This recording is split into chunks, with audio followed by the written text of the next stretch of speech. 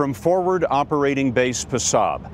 10 years ago this week, the U.S. went to war in Afghanistan to root out the terrorists who attacked America and to topple the Taliban government that gave them safe haven. That has been done. But the Taliban, using Pakistan as a base, fights on.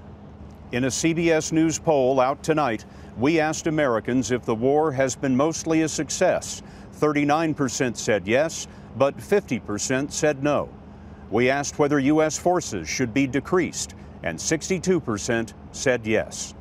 There are about 90,000 U.S. troops here, and President Obama intends to withdraw about a third of them by next summer. Those troops have their hands full. This was a scene that we shot in Kandahar province where Americans were entering new Taliban territory for the first time. U.S. casualties reached an all-time high over the summer. A NATO conference in Lisbon set 2014 as the date that the U.S. will hand security back over to Afghanistan. But tonight we're hearing that may not be the end of it. In an interview for 60 Minutes, we sat down with the new commanding general for Afghanistan, Marine Corps General John Allen, and we asked him about the plan.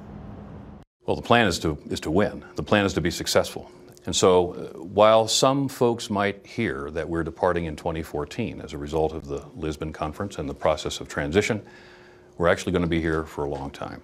You're talking about U.S. forces being here after 2014? Yes, there will be. How many? We don't know. That's to be determined. And of course, we're doing the analysis. And first, we have to have an agreement with the Afghans ultimately to have U.S. forces here. Are we talking about fighting forces? We're talking about forces that will provide an advisory capacity.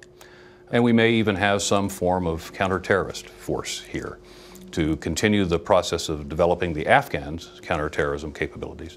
What you're saying is that the United States isn't leaving Afghanistan in the foreseeable future.